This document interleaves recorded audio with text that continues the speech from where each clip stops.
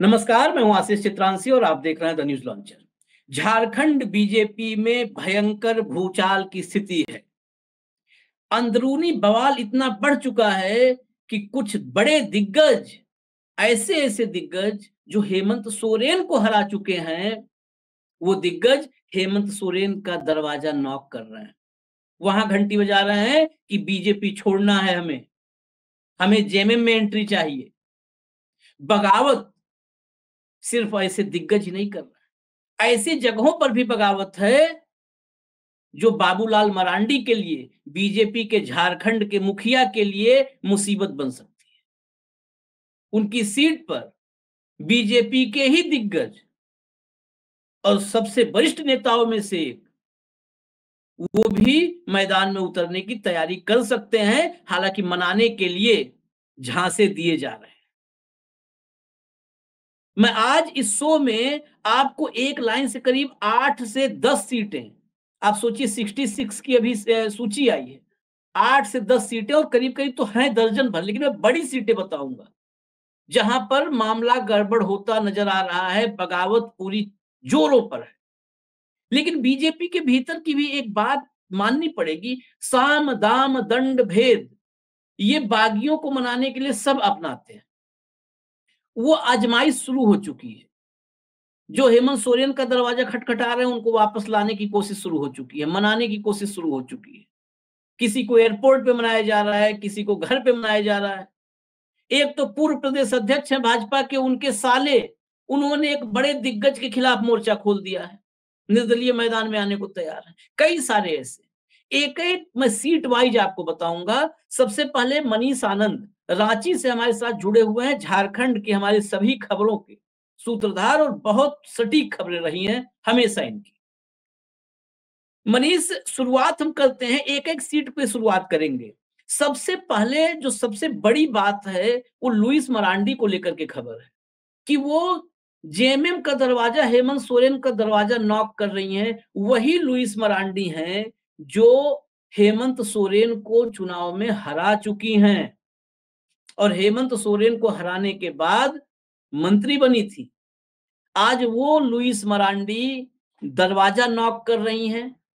अभी तक CM house से अभी तक हेमंत सोरेन की तरफ से हरी झंडी नहीं दिखाई गई है, ग्रीन सिग्नल नहीं हुआ है, बस इतना इंतजार है। यहां तक कि कल पूरे दिन चर्चा थी कि कभी भी सीएम हाउस से ओके हो सकता है हेमंत सोरेन के आवाज से और जेएमएम में जा सकती है। इनके पूरी जरा कहानी बताइए, आपके जरिए ज्यादा बेहतर आएगी।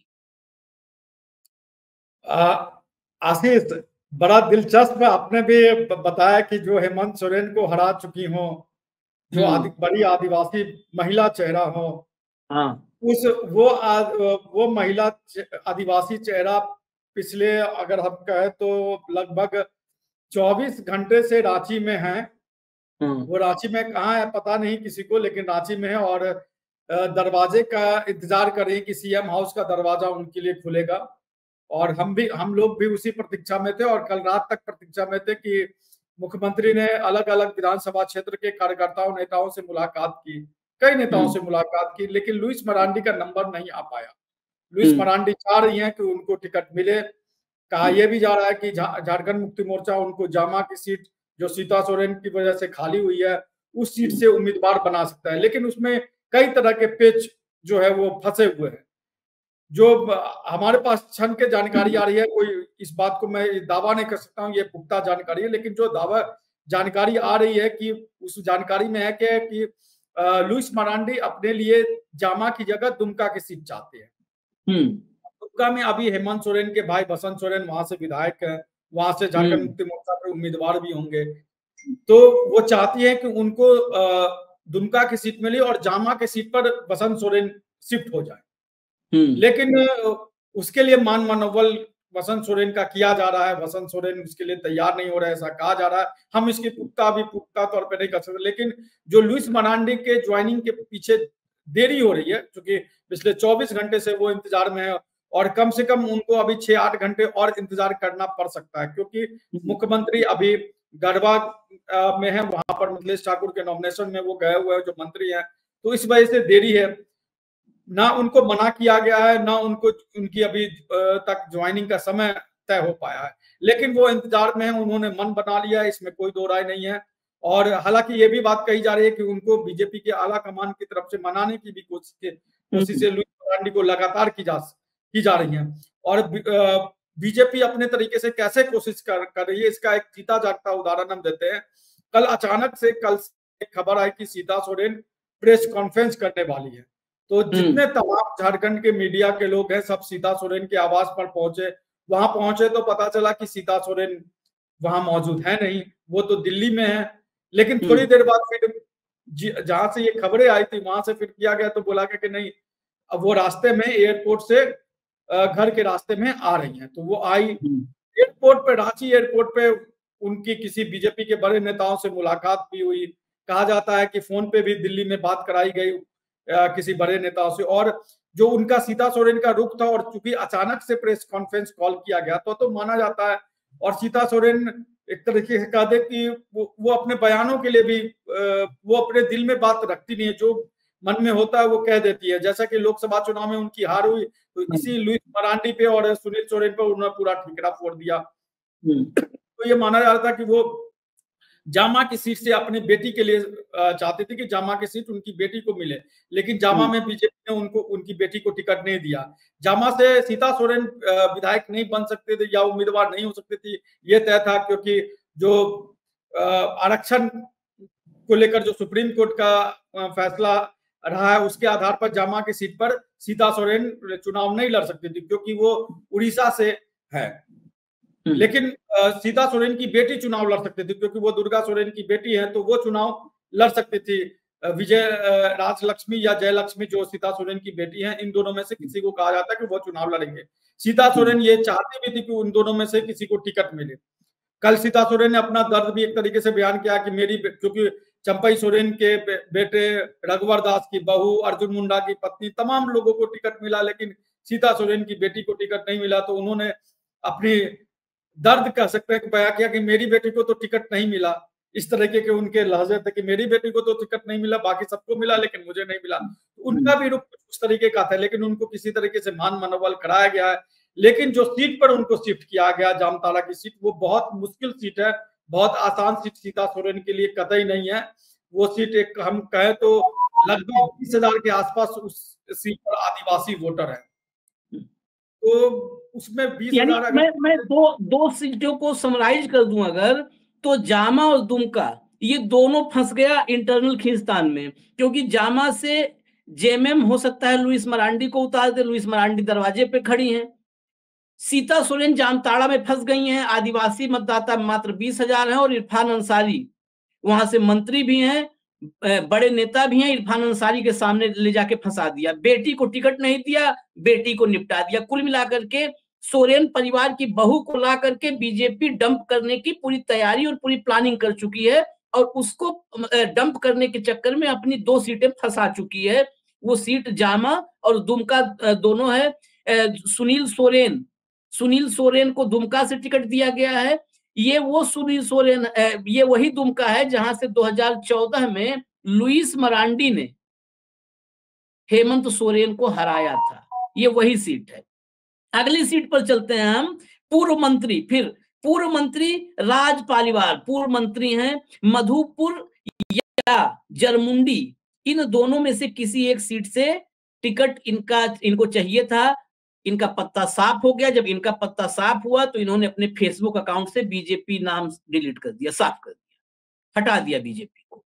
राज पालीवाल, मैं अब एक साथ दो सीट ले रहा हूं। राज पालीवाल यानी मधुपुर और जरमुंडी, इन दोनों सीटों पर अगर ये चाह रहे थे तो दोनों सीटों पर इनका कुछ थोड़ा बहुत प्रभाव होगा, मंत्री रहे हुए हैं, तो 2 सीटों पर ये मामला कुछ ना कुछ गड़बड़ कर सकते हैं। कहां से निर्दलीय की तैयारी में है या जेएमएम में जाएंगे, ये भी खबर है कि जेएमएम के दरवाजे पर ये भी खड़े हैं, तो कहां खेल खराब करेंगे देखने वाली बात होगी।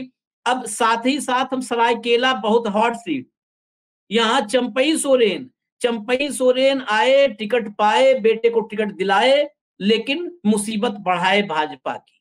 यहाँ गणेश महली, ये जो है लाइन में हैं शामिल होने के जेएमएम। ये भी हेमंत सोरेन के दरवाजे पर खड़े हैं। गणेश जी ये चाह रहे हैं कि जेएमएम में आ जाएं। साथ ही बास्को बेसरा ये जेएमएम में अभी ही आए हैं, इनको हेमंत सोरेन ने सदस्यता दिलाई है। तो सरायकेला से गणेश जी या बास्को बेसरा, इन दोनों में से कोई जो है चंपई सोरेन के लिए मुसीबत बन सकता है। वैसे भी सरायकेला चंपई सोरेन का ऐसा गढ़ नहीं रहा है कि एक तरफा चुनाव जीतते रहे हो। हर बार बड़े मुश्किल से, बड़ी मशक्कत से ही चुनाव जीता है उन्होंने। तो 2 सीटें, ये 2 क्या, आप 3 सीट की चर्चा, सरायकेला, मधुपुर, जरमुंडी, ये क्या है समीकरण बगावत के देखिए, बाद? मधुपुर एक तरीके से हम कहें तो वो ब्राह्मण बहुल विधानसभा की सीट है, और वहां पर ब्राह्मण और मुस्लिम दो आबादी बहुत असरदार है। तो वहां से मंत्री हैं हफीजुल हसन, जो झारखंड मुक्ति मोर्चा से वो मंत्री हैं और वो उम्मीदवार भी होंगे। तो आप समझ सकते हैं कि एक बड़ी आबादी जो मुस्लिम है वो उधर चली जाएगी। बाकी बचे जो ब्राह्मण आबादी, तो राज परिवार उसी ब्राह्मण जाति से आते हैं और उस इलाके में ब्राह्मण के बड़े नेता माने जाते रहे। पिछले चुनाव में उनको 2019 में टिकट दिया गया था, लेकिन वो चुनाव हार गए। हफीजुल हसन के पिताजी जो उस चुनाव में थे, हाजी हुसैन अंसारी, उनके हाथों। उसके बाद उनके निधन के बाद उपचुनाव हुआ, तो उसमें उपचुनाव में ही भी जो है इनका टिकट काट दिया गया। उपचुनाव में इनकी जगह गंगा प्रसाद बीजेपी ने अभी उम्मीदवार बनाया है, इस चुनाव में उम्मीदवार बनाया, उसको गंगा प्रसाद को टिकट दिया गया। गंगा प्रसाद 2019 में आसू पार्टी से चुनाव लड़े थे, हार गए थे। मधुपुर से राज परिवार भी हार गए थे और हाजी हुसैन अंसारी की जीत हुई थी। लेकिन उपचुनाव में राज परिवार का टिकट काट के आसू से आए जो है वो गंगा प्रसाद को टिकट दिया गया। गंगा प्रसाद निशिकांत दुबे के चहेते लोगों में से है, तो इस वजह से राज परिवार का टिकट कटा है। राज परिवार, आपको याद होगा कि लोकसभा चुनाव के दौरान भी कांग्रेस पार्टी में शामिल होने की तैयारी में थे जेपी पटेल के साथ, लेकिन ऐन मौके पर वो नहीं आए और उनको कहा गया कि उनको विधानसभा चुनाव में एडजस्ट किया जाएगा। जरमुंडी और मधुपुर दो ब्राह्मण बहुल विधानसभा क्षेत्र है। जरमुंडी में भी बहुत ब्राह्मण है, वहां से बादल पत्रलेख मंत्री भी है। तो जहां तक मुझे जानकारी है कि जरमुंडी से हो सकता है या मधुपुर से, ज्यादा उम्मीद है कि मधुपुर से जो है वो निर्दलीय विधायक के रूप में राज परिवार निर्दलीय उम्मीदवार के रूप में, या फिर जयराम महतो की जो पार्टी है JLKM, उसके थ्रू वो आने की तैयारी में है। लेकिन वो चुनाव लड़ेंगे ये लगभग तय है। अगर वो चुनाव लड़ेंगे तो उसमें बीजेपी उम्मीदवार को वो कितना मदद करेगा या कितना नुकसान पहुंचाएगा, उसकी आप समझ सकते हैं, क्योंकि वो उसी जाति से हैं जो उस इलाके में ब्राह्मण बहुल आबादी है और वो वहां से विधायक भी रहे हुए, तो उनकी अपनी पकड़, विधायक मंत्री रहे हुए, तो वो है। तो एक वो हो गया। दूसरी बात, जो सरायकेला की बात हो रही है, तो सरायकेला में कल जो है सरायकेला में गणेश माली, हालांकि उन्होंने पहले इनकार किया था कि वो बीजेपी नहीं छोड़ेंगे, लेकिन वो इस बार टिकट के बीजेपी के सबसे बड़े दावेदार थे। गणेश माली पूरी तैयारी कर रहे थे और वो अर्जुन मुंडा के करीबी लोगों में। एक बात आशीष जान, कोल्हान के इलाके में अगर किसी की चली है टिकट वितरण में, तो वो है चंपई सोरेन की। बीजेपी ने चंपई सोरेन को वहां बहुत हद तक फ्री हैंड दिया है और चंपई सोरेन लोगों को टिकट दिया। और गणेश माली मुंडा के करीबी थे, उनका टिकट कट गया वहां से सरायकेला से। उन्होंने इस्तीफा दे दिया जो है वो कल ही बीजेपी से। लेकिन वहां पर एक जो है वो एक और बड़े उम्मीदवार हैं बास्को बेसरा, जो बीजेपी में थे। उन्होंने कल ही हेमंत सोरेन से मुलाकात करके झारखंड मुक्ति मोर्चा का दामन थामा है और माना जा रहा है कि चूंकि बास्को बेसरा पहले झारखंड मुक्ति मोर्चा में आगे, गणेश माली भी झारखंड मुक्ति मोर्चा आने की तैयारी में है। वो भी लुइस मरांडी की तरह इंतजार में। कल 3 नेता इंतजार में थे झारखंड मुक्ति मोर्चा की में ज्वाइन करने में। एक लुइस मरांडी, दूसरा गणेश माली और तीसरा चुन्ना सिंह है। चुन्ना सिंह सारठ से उम्मीदवार रह चुके हैं JVM से, और वो भी इंतजार में थे, लेकिन उनकी ज्वाइनिंग भी नहीं हो सकी किसी कारण के वजह से। तो 3 ऐसे नेता हैं जो झारखंड मुक्ति मोर्चा ज्वाइन करना चाहते हैं, लेकिन उनका मामला अटका हुआ है। हो सकता है कि उसमें से कुछ आज जब हेमंत सोरेन लौट के आए उसके बाद इसकी घोषणा आ जाए। तो कुल मिला के अगर हम देखें तो बीजेपी कई मोर्चों पर फंसी हुई नजर आ रही है अभी, और बीजेपी में बागियों की संख्या बहुत ज्यादा हो गई है। आप नाला विधानसभा क्षेत्र है जहां से अभी विधानसभा अध्यक्ष रविंद्रनाथ महतो वहां से विधायक है, वहां पर पूर्व मंत्री हुआ करते थे बाटुल झा। तो वो उनका, ये एक तरीके से कहा जाता है कि ये उनका आखिरी चुनाव था। उनके परिवार, उनके बेटे भी ये कह रहे थे कि पापा का ये आखिरी चुनाव होगा, और वो चाहते थे कि बीजेपी टिकट उनको सम्मान पूर्वक या तो जीते या हारे, जो भी हो, लेकिन बीजेपी उनको सम्मान पूर्वक जो है विदाई कर दे। इतना दिन बीजेपी की सेवा की है, तो आखिरी चुनाव है, उसमें टिकट दे दिया जाए। और आपको ये ध्यान में रखना कि 2 उम्र दराज लोगों को बीजेपी ने टिकट दिया है। एक जो है वह विश्रामपुर से रामचंद्र चंद्रवंशी को दिया है, जिनके 75 साल से ज्यादा उम्र हो चुकी है। दूसरा सीपी सिंह को दिया है रांची से। तो ऐसा नहीं है कि उम्र कोई दायरा है उनको टिकट नहीं देने का। 2 उम्र दराज विधायकों को फिर से बीजेपी ने उतारा है। तो बाटुल झा चाह रहे थे कि उनको टिकट मिले, लेकिन बाटुल झा को टिकट नहीं दिया है।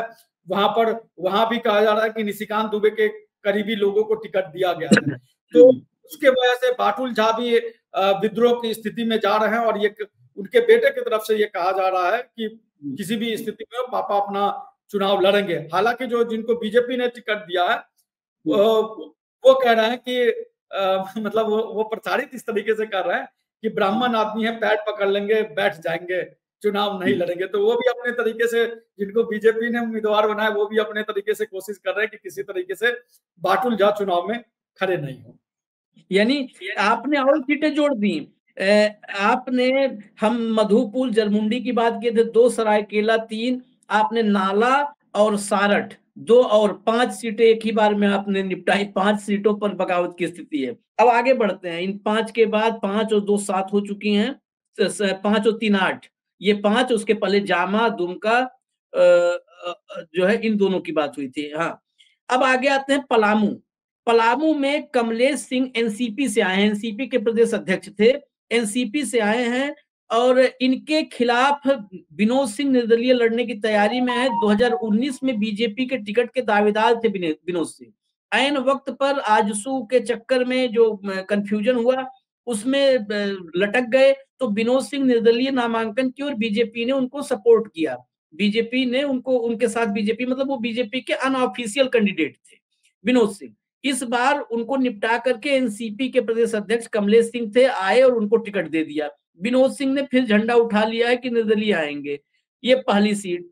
उसके बाद रांची, जो आपने बुजुर्ग सांसद की बात, बुजुर्ग विधायक की बात की, और प्रत्याशी फिर हो गए सीपी सिंह। सीपी सिंह के खिलाफ बीजेपी के पूर्व प्रदेश अध्यक्ष और राज्यसभा सांसद दीपक प्रकाश के साले संदीप वर्मा निर्दलीय ताल ठोकने की तैयारी में हैं। तो रांची और पलामू, इन दोनों सीटों पर क्या समीकरण बगावत से बन रहे हैं? देखिए, अगर मुझे लगता है कि झारखंड में बीजेपी के किसी एक विधानसभा सीट पर चुनाव की घोषणा होने से पूर्व सबसे ज्यादा बगावत कहीं पर स्थिति बनी हो, या जहां पर बीजेपी के कार्यकर्ता नेता सबसे ज्यादा मुकर रहे होंगे, तो वो पलामू की हुसैनाबाद की सीट रही होगी, जहां पर बीजेपी के हुसैनाबाद के 7 मंडल अध्यक्ष जो है, वो उन्होंने कमलेश सिंह के बीजेपी ज्वाइन करने से पहले कार्यक्रम करके खुलेआम कह दिया था कि अगर कमलेश सिंह चुनाव लड़ेंगे, उनको बीजेपी उम्मीदवार बनाएगी, तो वो पार्टी से इस्तीफा दे देंगे। ये अलग बात है कि अभी तक उनमें से किसी मंडल अध्यक्ष का इस्तीफा नहीं हुआ है, लेकिन उन्होंने दावा किया था, वो कहा कि वो इस्तीफा दे देंगे और कमलेश सिंह को हराने के लिए जो भी किया जा सकता है वो करेंगे। हुसैनाबाद में जो कथित तौर पे जो बीजेपी के अन्य टिकट के दावेदार थे विनोद सिंह के अलावा, वो सभी एकजुट हो गए थे। उन लोगों का सभी जो 3-4 और दावेदार थे, सब एकजुट हो गए थे। उनका कहना था कि पहले कमलेश सिंह को निपटाओ, फिर हम लोग देखेंगे कि किसको टिकट मिलेगा, और जिसको भी टिकट मिलेगा हम सब मिलकर उसको जिताएंगे, ताकि कमलेश सिंह और उनके परिवार का जो इस विधानसभा क्षेत्र में वर्चस्व रहा है, उस वर्चस्व को पहले ध्वस्त करना है। लेकिन कमलेश सिंह को आखिरकार टिकट मिल गई, और विनोद सिंह उनके खिलाफ चुनाव मैदान में उतरने के लिए पूरी तैयारी में, निर्दलीय उम्मीदवार के रूप में तैयारी में है। आपने उनके बारे में बता भी दिया कि पिछले चुनाव में भी वो निर्दलीय उम्मीदवार के रूप में खड़े हुए थे। आरसू की वजह से मामला अटका हुआ था, क्योंकि वो गठबंधन की बात हो रही थी और उस सीट पर आरसू अपनी दावेदारी कर रही थी, और बीजेपी वो सीट आरसू को देने के लिए एक तरीके से तैयार भी थी। लेकिन गठबंधन टूट गया, तो आनन फानन में विनोद सिंह को ही बीजेपी ने अपना समर्थन दे दिया। इनके पास सिंबल नहीं पहुंच पाया, तो ये नॉमिनेशन इनका निर्दलीय कैंडिडेट के रूप में हो ही गया था, तो इनको अपना सपोर्ट दे दिया। इस बार विनोद सिंह को पूरी उम्मीद थी कि इस बार बीजेपी उनको टिकट देगी, लेकिन बीजेपी ने एक बार फिर से कमलेश सिंह को टिकट दिया। और कमलेश सिंह को जो लोग नहीं जानते होंगे वो लोग जान ले कि कमलेश सिंह पर आय से अधिक संपत्ति का और कई मामले कमलेश सिंह पर चल रहे हैं। मधु कोड़ा कैबिनेट में ये मंत्री रहे हुए हैं। मधु कोड़ा के जो 5 रत्न थे जिन पर भ्रष्टाचार के बड़े मामले चले मधु कोड़ा के साथ, उनमें से एक कमलेश सिंह और एक भानु प्रताप शाही, दोनों एक तरीके से कहा जाए अगल बगल के जिले में हैं और दोनों आज की तारीख में बीजेपी में है। भानु प्रताप शाही बीजेपी में एक बार फिर से बीजेपी ने उनको उम्मीदवार बनाया है, इस बार कमलेश सिंह को भी उम्मीदवार बनाया है, जिनके ऊपर भ्रष्टाचार के बड़े संगीन मामले अभी भी चल रहे हैं। चलिए, आपने पलामू का और रांची वाला मामला क्या है? ये साले साहब क्यों नाराज हो गए? देखिए आशीष, ये माना जा रहा था कि इस बार सीपी सिंह को टिकट नहीं मिलेगा और सीपी सिंह भी एक तरीके से मना चुके थे कि उनको पार्टी टिकट नहीं देगी, लेकिन मामला इसमें यहाँ फंस गया। सीपी सिंह को टिकट क्यों मिल गया?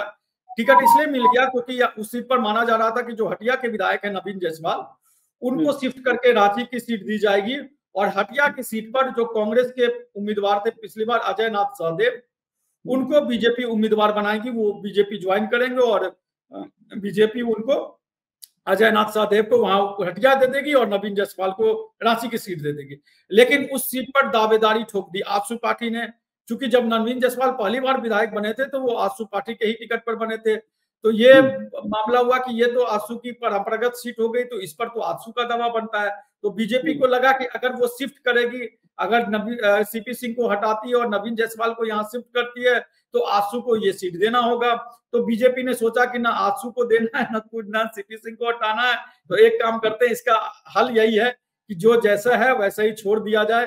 नवीन जायसवाल को हटिया छोड़ दिया जाए और सीपी सिंह को जो है वो रांची में छोड़ दिया जाए, ताकि आजसू को वो सीट नहीं देनी पड़े। तो आखिरकार आजसू को नहीं देने के वजह से ये हुआ और सब लोग मान के चल चुके थे कि सीपी सिंह को नहीं टिकट मिलेगा। तो कई दावेदार थे, संदीप वर्मा के अलावा और भी कई दावेदार थे जिनको लगता था कि उनको रांची से टिकट मिलेगा, क्योंकि रांची की सीट एक ऐसी सीट मानी जाती है जो एक तरीके से कहा जाए तो सुरक्षित सीट है, क्योंकि शहरी सीट है तो सुरक्षित। हालांकि पिछले चुनाव में झारखंड मुक्ति मोर्चा की तरफ से महुआ माझी जो अभी राज्यसभा सांसद है वो चुनाव लड़ी थी, उन्होंने बहुत नजदीकी मुकाबले में जो है वो उनकी हार हुई थी। तो ये सीट ऐसा नहीं है कि सीपी सिंह बहुत आसानी से निकाल लेंगे या निकाल लेते हैं, ऐसी बात नहीं है। पिछली बार महुआ माझी ने टक्कर दिया था, इस बार भी माना जा रहा है। हालांकि इस सीट पर कांग्रेस भी अपने तरीके से दावे ठोक रही है। कांग्रेस नेता सुबोध कांत सहाय रांची और हटिया में अपनी बेटी को किसी न किसी एक सीट पर चाह रहे हैं कि रांची की सीट या हटिया की सीट सुबोध कांत सहाय अपनी बेटी के लिए चाह रहे हैं कि उनको मिल जाए। तो इस सीट पर कांग्रेस भी दावा ठोक रही है कि कांग्रेस को मिल जाए रांची की सीट, लेकिन मुझे संभावना कम लगता है। वहां महुआ माझी हो सकता है कि एक बार फिर सीपी सिंह के खिलाफ हो। पिछली बार बहुत कम अंतर से सीपी सिंह जीते थे, इस बार हो सकता है कि भावनात्मक रूप से ये कहें कि ये उनका आखिरी चुनाव है, तो उसका हो सकता है कि कुछ फायदा हो या क्या होगा, ये तो जनता के ही मन में है कि क्या होगा। लेकिन मामला अभी फंसा हुआ है। झारखंड मुक्ति मोर्चा किसको उम्मीदवार बनाती है या अलायंस में ये किसको जाता है, ये देखना होगा, क्योंकि उम्मीद है कि आज किसी भी समय जो है वो गठबंधन की घोषणा, झारखंड मुक्ति मोर्चा, कांग्रेस और आरजेडी की गठबंधन और सीट शेयरिंग की घोषणा आज हो सकती है, इसकी संभावना है। अच्छा, अब अभी बचे हुए हैं 2-3 सीटें अभी बची हैं। एक तो बड़ी सीट और बड़ा नाम रविंद्र राय, झारखंड में जो भी राजनीति को जान रहे हैं, 20 साल 25 साल अगर राजनीति देखे हैं और भाजपा को देखें तो रविंद्र राय का नाम सबको पता होगा। रविंद्र राय बीजेपी के वरिष्ठ नेताओं में से हैं, बीजेपी के मुखिया रहे हैं। रविंद्र राय के टिकट पर कैंची चली और इनको तो गजब ही इनके साथ खेला हो रहा है। और इनके साथ जो खेल हो रहा है उस पर मैं और भी अभी सवाल मेरे मन में है कि क्या बीजेपी में जो प्रभारी वगैरह हैं, जो अगर शिवराज सिंह को लेकर के, दरअसल मैं बता देता हूँ, रविंद्र राय का टिकट रविंद्र राय चाह रहे थे राज धनवाल से टिकट जो है, इनका टिकट कट गया।